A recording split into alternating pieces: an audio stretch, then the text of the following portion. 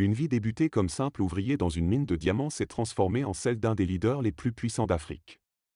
Aujourd'hui, Ibrahim Traoré siège à la même table que les PDG de grandes entreprises occidentales venues pour acheter la mine où son père a perdu la vie. Mais tous les acteurs autour de cette table ne dévoilent pas leurs cartes. Dans la salle de réunion du palais présidentiel à Ouagadougou, la capitale du Burkina Faso, les représentants des plus grandes compagnies minières mondiales sont installés. À la tête de la table, droit dans son uniforme militaire, Ibrahim Traoré écoute calmement les offres pour le trésor le plus précieux de son pays. Monsieur le Président, Atlantis Mining propose 1,2 milliard de dollars en liquide et un transfert de technologie sur 20 ans pour la mine de diamants bleus, déclare Charles Leblanc, le visage empourpré. Cette décision aura des conséquences diplomatiques et économiques, Monsieur le Président. Votre pays n'a pas encore la technologie pour exploiter une telle mine seule. Traoré esquisse un sourire. Vous faites erreur, Monsieur Leblanc. Depuis 2 ans, plus de 200 ingénieurs en mines et géologie ont été formés à l'Université technique du Burkina Faso. De plus, la construction de notre usine de traitement du lithium a déjà commencé. Liu intervient, Monsieur le Président, cette décision pourrait être précipitée. Peut-être devriez-vous reconsidérer notre offre. Votre offre ne représente même pas 5% de la valeur réelle, Monsieur Wei, rétorque Traoré. Les réserves de lithium de la mine de diamants bleus constituent environ 15% des réserves mondiales connues. C'est une ressource valant au moins 50 milliards de dollars. Le visage de Robert Wilson blêmit. C'est impossible. Pas impossible, Monsieur Wilson. Juste une réalité que vous pensiez être les seuls à connaître. Traoré ouvre un dossier sur le pupitre. Je vous présente maintenant notre véritable offre. Les droits d'exploitation de la mine de diamants bleus resteront au Burkina Faso. Cependant, nous sommes ouverts à des partenariats internationaux pour le traitement et la commercialisation. Voici nos conditions. Les journalistes prennent des notes frénétiquement, observant les développements avec stupéfaction. C'est un moment historique, non seulement pour le Burkina Faso, mais pour tous les pays africains. À l'extérieur de la salle, des unités militaires burkinabais ont déjà encerclé la mine. Les agents de sécurité d'Atlantis Mining ont été désarmés. L'opération s'est déroulée sans effusion de sang. Cet après-midi-là, les réactions internationales affluent. Le ministère français des Affaires étrangères qualifie la décision du Burkina Faso de nationalisation inacceptable et menace de sanctions.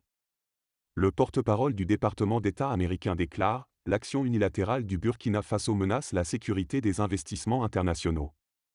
Nous évaluons toutes les options juridiques pour protéger les droits des entreprises américaines. » Le ministère chinois des Affaires étrangères adopte une position plus prudente, nous espérons que toutes les parties trouveront une solution par le dialogue. Traoré réunit un cabinet d'urgence dans son palais. Le ministre des Finances, Konabo, s'inquiète, les banques françaises ont gelé nos comptes. Le FMI et la Banque mondiale ont suspendu nos prêts. Nos réserves de devises sont limitées. Comme prévu, répond Traoré. Activez le plan B, mettez en œuvre les accords signés avec la Russie et l'Iran. Demandez le premier paiement pour le lithium en or. Le ministre des Affaires étrangères ajoute, nous recevons des messages de soutien de l'Union africaine. Les dirigeants du Mali, du Niger et de la Guinée ont annoncé leur appui à notre décision. Les pays des BRICS envoient également des signaux positifs. Nous devons expliquer la situation à notre peuple, déclare Traoré. Je m'adresserai à la nation ce soir à la télévision. Ce soir-là, les Burkinabés se rassemblent devant leur téléviseur. Traoré s'exprime avec calme mais détermination, chers compatriotes, aujourd'hui, nous avons ouvert une nouvelle page dans l'histoire de notre pays. La mine de diamants bleus nous appartient désormais entièrement. Pendant des années, ils nous ont caché la véritable valeur de cette mine. Ils nous ont montré les diamants, mais ont dissimulé les gisements de lithium, le véritable trésor. Il brandit devant la caméra un morceau de diamant bleu ayant appartenu à son père. Mon père est mort dans cette mine. En mémoire de lui et de milliers de travailleurs burkinabés comme lui, nous avons repris ces ressources aujourd'hui. Les jours à venir seront difficiles. Les puissances occidentales exerceront une pression économique sur nous. Les prix pourraient augmenter. Certains produits pourraient manquer. Mais nous résisterons ensemble, car la liberté a un prix, et nous sommes prêts à le payer. Après ce discours, des milliers de personnes descendent dans les rues d'Ouagadougou. Le peuple célèbre l'audace de son pays. Des slogans comme « Burkina Faso au Burkinabé » et « Vive le Burkina Faso » résonnent. Une semaine après la cérémonie de signature, les sanctions internationales s'intensifient. Les banques occidentales coupent les liens avec le Burkina Faso. Le FMI gèle les accords de prêt. Les médias français, américains et chinois qualifient Traoré de radical et dangereux. Dans son bureau au palais, Traoré réunit son équipe, nous étions préparés. Passons maintenant à la phase 2. Le ministre de l'économie, Dio, semble inquiet, Monsieur le Président, nos réserves en dollars s'épuisent. Nous peinons à importer. Notre peuple pourrait manquer de produits de première nécessité. Nous l'avions anticipé, répond Traoré. C'est pourquoi, depuis 3 ans, nous mettons en œuvre un programme d'autosuffisance alimentaire. Nos agriculteurs couvrent désormais 80% de nos besoins alimentaires de base. Le ministre de la Défense, Urago, intervient, les services de renseignement français arment certains groupes d'opposition. Il y a des mouvements dans plusieurs régions du Nord. Nous avons renforcé notre armée et sensibilisé notre peuple, assure Traoré. S'il le faut, nous défendrons chaque village, chaque quartier. Le lendemain, le Burkina Faso signe de nouveaux accords commerciaux avec la Russie et le Brésil. Un consortium indépendant chinois propose de construire une usine de traitement du lithium. La Turquie offre de fournir des équipements miniers. Nous avons juste besoin de temps, déclare Traoré dans une allocution à son peuple.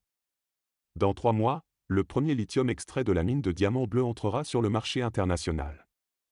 D'ici là, nous devons résister ensemble. Alors que les médias occidentaux affirment que Traoré conduit son pays au suicide économique, des messages de soutien affluent d'autres pays africains.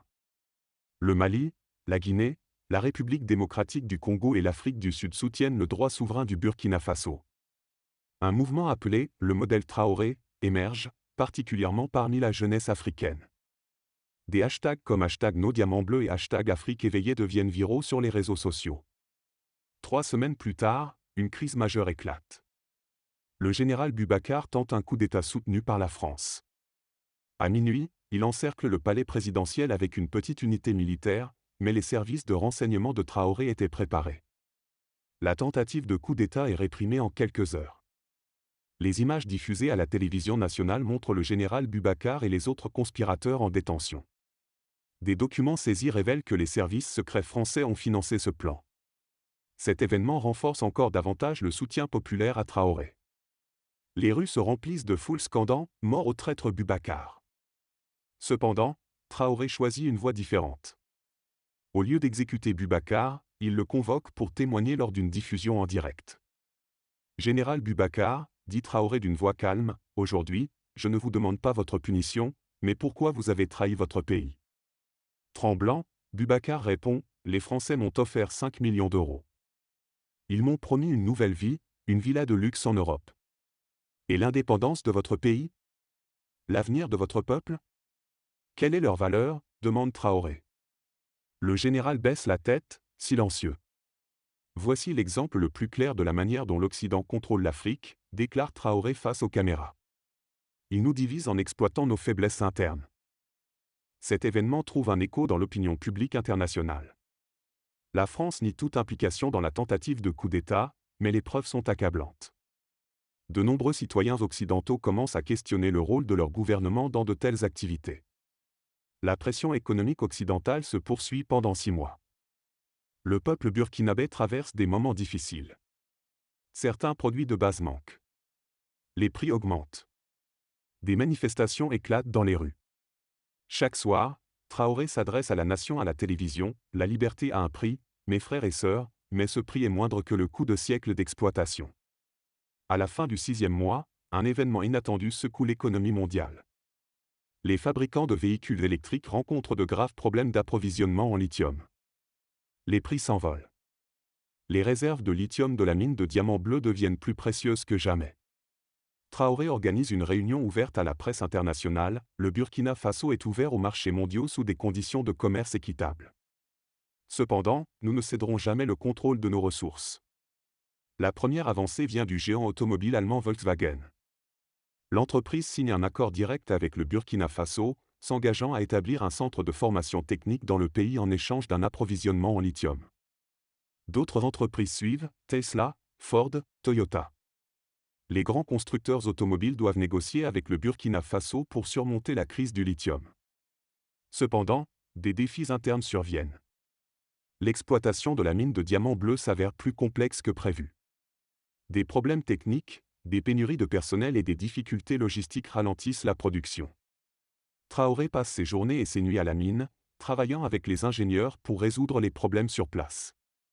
Une nuit, alors qu'il travaille tard dans son bureau à la mine, Konaté, un vieux mineur, frappe à la porte. « Monsieur le Président, je voulais vous parler, » dit le vieil homme. « Je vous en prie, Konaté, je vous dois beaucoup. » « Mon père a travaillé dans cette mine, » dit Konaté, regardant par la fenêtre. « Et son père aussi. Pendant 3 générations, nous avons donné la richesse de cette terre à des étrangers. Nous ne la donnons plus, » répond Traoré. « Désormais, cette richesse nous appartient. » « Oui, mais ce n'est pas suffisant, » insiste Konaté. « Exploiter la mine n'est qu'un début. Ce qui compte vraiment, c'est comment nous utilisons cette richesse. » Konaté sort un petit carnet de sa poche. Voici les noms de tous les travailleurs de la mine. Ceux qui ont perdu la vie, ceux qui sont tombés malades, ceux qui sont devenus handicapés en travaillant ici au cours des 30 dernières années. Ils sont tous là. Traoré prend le carnet et tourne les pages. Des centaines de noms, des centaines de vies. Que voulez-vous que je fasse, Konaté? Allouer une partie des revenus de la mine à ces personnes et à leurs familles. Créer un fonds, pas seulement pour eux, mais pour tous les mineurs. Une assurance maladie, des bourses d'études, des droits à la retraite. Traoré hoche la tête. Vous avez raison. Reprendre la mine ne suffit pas. Nous devons aussi garantir la justice. Le lendemain, Traoré réunit le cabinet et donne des instructions pour la création du fonds de justice des mineurs.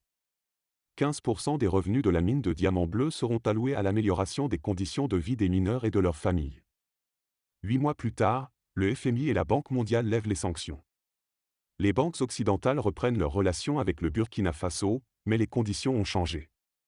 Les nouveaux accords miniers, connus sous le nom de « modèle diamant bleu », stipulent que la majorité des parts des ressources naturelles restent au pays hôte.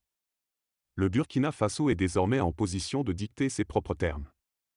1 an après la nationalisation de la mine de diamants bleus, une nouvelle communauté voit le jour autour de la mine. Des logements modernes, des écoles et des hôpitaux sont construits. Une nouvelle zone résidentielle est créée pour plus de 2000 travailleurs et leurs familles. La première usine de traitement du lithium du Burkina Faso s'élève à proximité de la mine. Des ingénieurs russes et chinois forment des équipes locales. De jeunes ingénieurs burkinabés apprennent des procédures complexes de traitement. Un matin, Traoré visite la mine, accompagné d'étudiants venus de tout le pays. Ce sont tous des élèves de la nouvelle Académie technique des diamants bleus. Cette mine n'est plus seulement une mine, leur dit Traoré. C'est un symbole de notre indépendance et de notre avenir. Les étudiants visitent différentes sections de la mine. Ils observent le processus d'extraction du lithium, les installations de traitement des diamants et les laboratoires de contrôle qualité. Un des plus anciens travailleurs de la mine s'approche de Traoré. « Monsieur le Président, je veux vous montrer quelque chose. » Il conduit Traoré vers une vieille section de la mine. Là, sur le site de l'effondrement de 1994, se dresse un petit monument. Les noms des travailleurs morts dans l'accident y sont gravés. En haut figure le nom d'Amara Traoré. « Nous l'avons construit », explique le vieux mineur. « Nous ne les oublierons plus. » Traoré touche le nom de son père. Ses yeux s'emplissent de larmes. « Merci », murmure-t-il. Ce jour-là, une cérémonie spéciale a lieu à la mine. Le premier lot de lithium extrait des diamants bleus est prêt à être exporté sous forme traitée. Sa valeur est d'environ 500 millions de dollars. Dans son discours lors de la cérémonie, Traoré déclare « Aujourd'hui, nous n'exportons pas seulement un minerai. Nous proclamons notre indépendance, notre dignité et notre droit à déterminer notre propre destin au monde entier. » Les journalistes internationaux présents à la cérémonie sont stupéfaits de voir comment une décision qualifiée de folie 1 an auparavant s'est transformée en succès. 1 an plus tard, Traoré se tient devant la tombe de son père, accompagné des premiers diplômés de l'Académie des mines nouvellement créée, tous de jeunes burkinabés. « Mon père m'a laissé un petit diamant bleu », leur confie Traoré. Mais ce n'était pas son véritable héritage. Son véritable héritage était la conviction que la richesse de nos terres nous appartient. Au loin, les nouvelles installations de la mine de diamants bleus sont visibles. Désormais, tous les employés sont burkinabés. Les profits de la mine servent à améliorer les infrastructures, l'éducation et le système de santé du pays. Un jeune mineur s'avance. Monsieur le Président, nous voulons vous offrir quelque chose. Il tend une petite boîte à Traoré. À l'intérieur se trouve une bague en diamant bleu, gravée du nom de son père. Ce diamant provient de la veine où votre père travaillait, explique le jeune mineur. Maintenant, nous offrons une assurance maladie et des bourses d'études aux familles de chaque travailleur de la mine. Plus personne n'aura à grandir sans père. Traoré passe la bague à son doigt. Les puissances occidentales maintiennent toujours une pression économique, mais le Burkina Faso résiste. L'avenir du pays est désormais entre ses propres mains. Quand mon père est mort dans la mine, j'avais 8 ans, confie Traoré. Ce jour-là, je me suis fait une promesse. Un jour, la richesse de notre pays appartiendrait à notre peuple. Ce même jour, une nouvelle installation est inaugurée à côté de la mine de diamants bleus, l'usine de traitement de lithium Amara Traoré. C'est la première usine de traitement de lithium à pleine capacité en Afrique. Des dirigeants du monde entier assistent à la cérémonie d'ouverture. Le Burkina Faso est devenu une puissance respectée dans les relations internationales. Alors que Charles Leblanc regarde la cérémonie à la télévision, un message arrive sur son téléphone. Les actions d'Atlantis Mining ont perdu 40% de leur valeur. L'entreprise est au bord de la faillite un an après la décision de Traoré. L'histoire du Burkina Faso devient une source d'inspiration pour d'autres pays africains. En 2 ans, 5 pays adoptent des mesures similaires.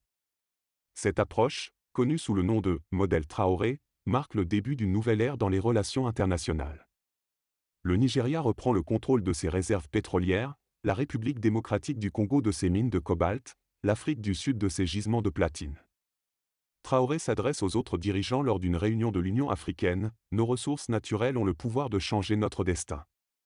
Mais ces ressources n'apportent une véritable richesse qu'aux pays qui non seulement les possèdent dans leur sol, mais savent les traiter et les offrir au monde comme une valeur ajoutée. » Les puissances occidentales tentent différentes stratégies contre le nouveau mouvement d'indépendance économique de l'Afrique. Des coups d'État militaires sont soutenus dans certains pays. Des crises économiques sont alimentées dans d'autres. Mais le succès du Burkina Faso a tracé une feuille de route pour les autres nations. Traoré prononce un discours à Genève, invité par la Confédération syndicale internationale du commerce, pour changer la structure injuste de l'économie mondiale, nous devons d'abord garantir la justice dans nos propres pays. Un mineur travaillant à la mine de diamants bleus peut désormais offrir un avenir sain à ses enfants. C'est la véritable signification d'un partage équitable de la richesse. Charles Leblanc est contraint de démissionner de son entreprise. Dans sa dernière interview, il déclare « Peut-être que l'ère de la domination des ressources africaines est terminée ». 5 ans plus tard, Traoré est invité à Londres pour intervenir lors d'une conférence internationale sur les mines. Les mêmes médias occidentaux qu'il avait qualifiés de radical et dangereux le décrivent désormais comme visionnaire et réformiste. Lors de la conférence, son ancien rival, Robert Wilson, est également présent. Ce dernier a quitté son poste de PDG de Liberty Resources et travaille désormais comme consultant indépendant. Président Traoré, dit Wilson en lui tendant la main. C'est un honneur de vous rencontrer. Traoré sourit et lui serre la main. Monsieur Wilson, nous nous sommes rencontrés il y a 5 ans. Vous vous souvenez? Wilson baisse la tête. Oui, mais nous ne nous sommes pas compris à l'époque. Maintenant, je vois à quel point votre approche de la gestion des ressources africaines était juste. Merci d'avoir cette compréhension, même si elle arrive tard, répond Traoré. Lors de la conférence, Traoré présente une communication intitulée « Le modèle burkinabé pour une exploitation minière durable ». Les dirigeants des compagnies minières dans la salle sont impatients d'apprendre comment une stratégie qu'ils considéraient autrefois comme insensée a réussi. 5 ans plus tard, le Burkina Faso est méconnaissable. Des bâtiments modernes s'élèvent à Ouagadougou, tandis que des écoles, des hôpitaux et des systèmes d'eau potable sont construits dans les zones rurales. Le produit national brut du pays a triplé. Le taux de mortalité infantile a diminué de moitié. Le taux d'alphabétisation est passé de 40% à 75%. La mine de diamants bleus n'est plus seulement une mine, mais un centre d'éducation et de technologie. Chaque année, des étudiants de toute l'Afrique y étudient. Un matin, Traoré retourne sur la tombe de son père, seul cette fois. Il retire la bague en diamant bleu de son doigt et la pose sur la pierre tombale. « Ta mission est accomplie, père, murmure-t-il. Les diamants bleus appartiennent désormais à notre peuple. Et pas seulement les diamants bleus, mais toutes nos mines, toutes nos ressources. » Ce soir-là, Traoré se tient sur le balcon du palais, contemplant la ville. Les lumières d'Ouagadougou brillent plus fort que jamais. Dans sa main, il tient le morceau de diamant bleu laissé par son père. Tu vois, père, chuchote-t-il. Nous construisons un pays dont tu n'aurais même pas osé rêver. Au loin, les lumières de la mine de diamants bleus scintillent. Ces lumières ne représentent plus une richesse qui s'écoule vers l'extérieur, mais une puissance qui reste dans le pays. Pour Traoré, ce n'est que le début. Il se remémore les paroles de son père: « Fils, la véritable richesse n'est pas dans la terre, mais dans le cœur des gens qui vivent sur cette terre. » Et désormais, cette richesse appartient à son peuple.